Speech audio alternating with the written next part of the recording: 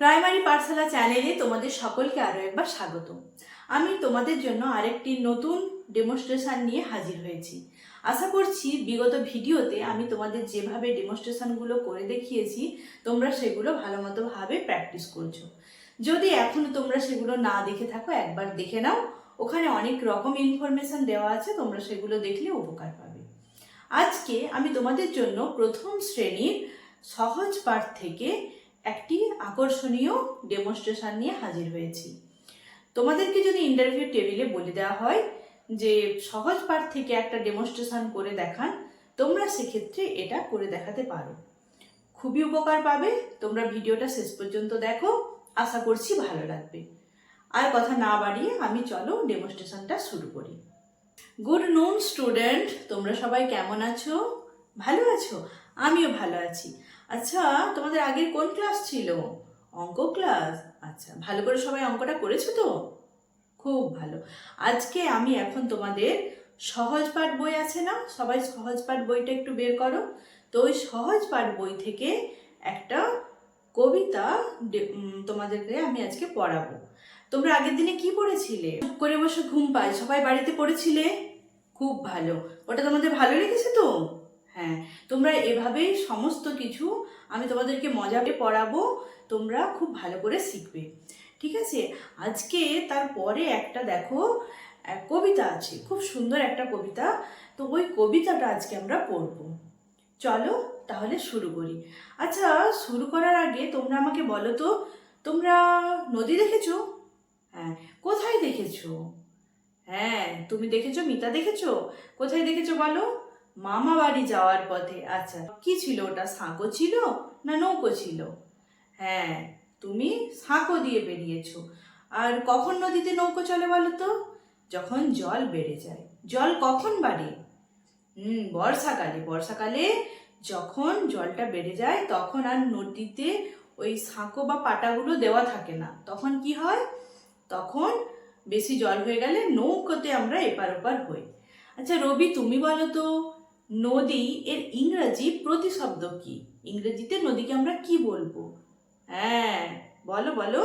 River. River মানে নদী। খুব ভালো বলেছো। রিভার বানান দেখো ভালো করে। আর I V E R, river মানে নদী। খুব ভালো। আচ্ছা, তোমরা কয়েকটা নদীর নাম বলতে পারবে? কে কে পারবে? আচ্ছা, সবাই একে একে বলো। আগে শিউলি তুমি বলো।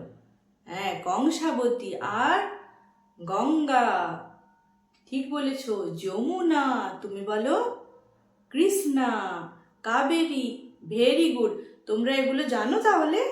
হ্যাঁ, তাহলে তোমাদেরকে যদি বলা হয় কয়েকটা নদীর নাম, তখন তোমরা এগুলো কিন্তু বলবে। আশেপাশে তোমরা, তোমাদের বাড়ির আশেপাশে তোমরা কোন নদী দেখতে পাও? কংসাবতী। Very good. ওটা কংসাবতী, যাকে আমরা সংক্ষেপে কাঁসাই বলি। একদম আমাদের লোকাল ভাষায় কাঁসাই বলি। খুব ভালো বলেছো। আচ্ছা, আমাদের কটা মাস বলো তো বাংলায়? হ্যাঁ, 12 মাস। কি কি বলো? বৈশাখ, জ্যৈষ্ঠ, আষাঢ়, শ্রাবণ, আর বলো ভাদ্র, আশ্বিন, কার্তিক, অগ্রহায়ণ, পৌষ, মাঘ, ফাল্গুন, চৈত্র। ঠিক আছে, সবাই খুব ভালো বলেছো। আচ্ছা, কটা ঋতু বলো তো? 6টা ঋতু, তাই তো? গ্রীষ্ম, বর্ষা, শরৎ, হেমন্ত, শীত আর বসন্ত। খুব ভালো, তোমরা তো এগুলো জানো। আচ্ছা, এখন বাংলার কোন মাস চলছে বলো তো? হ্যাঁ, চৈত্র মাস চলছে। এরপরে কি হবে? নদী শুকিয়ে যাবে, কোনো নদীতে আর সেভাবে জল থাকবে না। তো তখন কি হবে? তখন নদীতে নৌকো চলবে? না না, নৌকো চলবে না, তখন নদীতে এমনি মানুষ পারাপার হবে। ঠিক আছে, চলো এবার তাহলে আমরা কবিতাটা শুরু করি। আমি পড়ছি, তোমরা আমার সাথে সাথে বলবে কিন্তু। ঠিক আছে? চলো। আমাদের ছোট নদী চলে বাঁকে বাঁকে, বৈশাখ মাসে তার হাঁটু জল থাকে। পার হয়ে যায় গরু, পার হয় গাড়ি, দুই ধার উঁচু তার, ঢালু তার পাড়ি। চিকচিক করে বালি, কোথাও নাই কাদা, এক ধারে কাশবন, ফুলে ফুলে সাদা।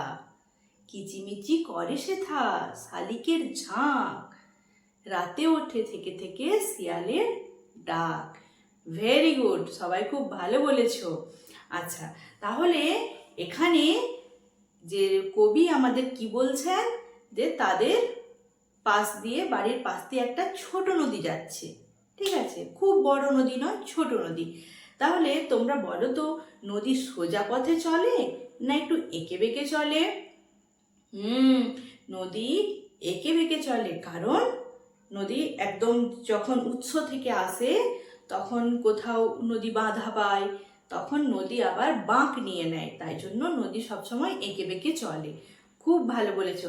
আচ্ছা দেখো, এখানে কিন্তু নদীর জলটা শুকিয়ে গেছে, যেমন বৈশাখ মাস, গরমকাল, তখন কি হচ্ছে, নদীর জলটা শুকিয়ে গেছে, তাই জন্য হাঁটু পর্যন্ত জল আছে।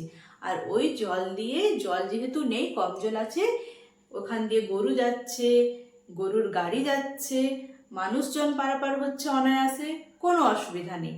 আর কি হয়েছে, ওখানে কাশবন দেখা গেছে, যে কাশবনটায় আবার শিয়াল ডাকছে। শিয়াল কেমন করে ডাকে? হুক্কা হুয়া, তাই না? হ্যাঁ, তোমরা শুনতে পাও তো, রাত্রেবেলা যখন ঘুমাও ওই বনের ধার থেকে হুক্কা হুয়ার আওয়াজ শুনতে পাও তো? ভেরি গুড, শুনতে পেয়েছো? হ্যাঁ। আর কি, আচ্ছা বলো তো, শেয়াল হুক্কা হুয়া ডাকে, আর কিচিরমিচির, এটা কার ডাক? হ্যাঁ, পাখির ডাক। পাখিরা কিচিরমিচির করে। এখানেও দেখো, শালিক পাখিরা, তাদের একটা আওয়াজ আছে, কিচকিচ কিচিরমিচির করছে তারা। খুব ভালো। তো এই হচ্ছে আমাদের কবিতা। তাহলে কবিতাটিতে কি বলেছে, কবির বাড়ির পাশ দিয়ে একটা ছোট নদী যাচ্ছে, যেটা এঁকে বেঁকে যাচ্ছে। বৈশাখ মাসে তার জলটা হাঁটু পর্যন্ত থাকছে, সেখান দিয়ে গরুর গাড়ি যাচ্ছে, মানুষজন যাচ্ছে, আবার গরুর গাড়িতে জিনিসপত্র বোঝাই করে নিয়ে যাচ্ছে, আবার সেখানে শালিকরা কিচিরমিচির ডাকছে, সেটাও কানে আওয়াজ হচ্ছে। আবার সেখান থেকে কি হচ্ছে, কাশবন আছে, যেখান দিয়ে রাত্রেবেলা আবার শিয়ালরা হুক্কা হুয়া আওয়াজ করে। ঠিক আছে, তোমরা এটা ভয় লাগে নাকি হুক্কা হুয়া আওয়াজে? না না, ভয় পেও না, ভয়ের কোনো কারণ নেই। রাত্রেবেলা বাড়ি থেকে কেউ বেরোবে না, বাড়ির মধ্যে থাকবে, তাহলে কোনো ভয়ের কারণ নেই। আর শেয়ালের আওয়াজ পেলে কেউ ভয় করবে না। এই আমাদের ছোট নদী কবিতাটা তাহলে আজকে আমরা এতটা অংশই পড়ব, বাকি অংশ পরের ক্লাসে হবে। তাহলে আমাদের ছোট নদী, এইটার মাধ্যমে আমরা কি জানলাম? এটার মাধ্যমে আমরা যেমন দেখতে পেলাম নদী কেমন এঁকে বেঁকে, তার বিভিন্ন কোথাও সে বেঁকেছে, আবার কোথাও একটুখানি সোজা পথে গেছে, সেটা যেমন জানলাম, তার সঙ্গে সঙ্গে জানলাম যে নদীর তীরে যে সমস্ত গ্রাম বা অঞ্চল, সেখানকার মানুষরা নদীটা পার করে কিভাবে সড়ক পথে যায়, নদীটা কিভাবে কাজে লাগায়, তো সেই জিনিসগুলো আমরা জানলাম। আগেকার দিনে কি ছিল বলতো, নদীমাতৃক সভ্যতা। এই কবিতাটা যখন রবীন্দ্রনাথ ঠাকুর লিখেছেন সেটা অনেক দিনই আগে। তো তখনকার দিনে কি, নদীকে কেন্দ্র করে ছোট ছোট গ্রাম গড়ে উঠতো, তো সেই গ্রামের মানুষরা কিভাবে নদী পারাপার হতো, এই কবিতার মাধ্যমে সেটাই এখানে কবি প্রকাশ করেছেন। আচ্ছা, এই হলো আজকে আমাদের কবিতা। তো তোমরা আমাকে একটু বলো তো, তোমরা তো অনেক ধরনের গান জানো, এই নদী দিয়ে তোমরা কোনো গান জানো নাকি? আমাকে যদি বলো তাহলে ভালো হয়। পারবে বলতে? পারবে না? আচ্ছা ঠিক আছে, আমি তাহলে এই নদী দিয়ে একটা গান করছি, একটুখানি করছি, তো তোমরা সেটা মন দিয়ে শোনো। চলো শুরু করা যাক। ওগো নদী আপন বেগে পাগল পারা আমি, স্তব্ধ চাপার তরু গন্ধে ভোরে তন্দ্রাহারা। ওগো নদী আপন বেগে পাগল পারা। শুনেছো এই গানটা কখনো? শোনোনি? হ্যাঁ, এই গানটা আমাদের রবীন্দ্রনাথ ঠাকুরের লেখা। ভালো লাগলো তোমাদের? তো তোমরা কবিতাটা ভালো করে পড়েছো তো? মজা পেয়েছো? হ্যাঁ, কালকে তাহলে কবিতাটা একবার বাড়িতে পড়ে নেবে, আজকে গিয়ে। কালকে কবিতা বাকি অংশটা পড়াবো, আর আমাদের যা যা কবিতা আছে সেগুলো পরপর আমরা পড়তে থাকবো। মজা পেয়েছো তোমরা? Very good. এইভাবেই কিন্তু তোমরা সব কিছু শিখবে। শুধু বাংলা পড়লে হবে না, এইভাবে তোমাদেরকে ইংরেজি, অঙ্ক বা পরিবেশ, বাকি বিষয়গুলোও কিন্তু সমানভাবে পড়তে হবে। সবাই ভালো করে বসো, এরপরে তোমাদের পরিবেশ ক্লাস হবে। আচ্ছা, আমি এখানে তোমাদেরকে সহজ পাঠ থেকে এই আমাদের ছোট নদী চলে বাঁকে বাঁকে এটা করে দেখালাম, ডেমনস্ট্রেশন দিয়ে দেখালাম। তো আশা করছি তোমরা এখানে এটা তোমাদের কাজে লাগবে।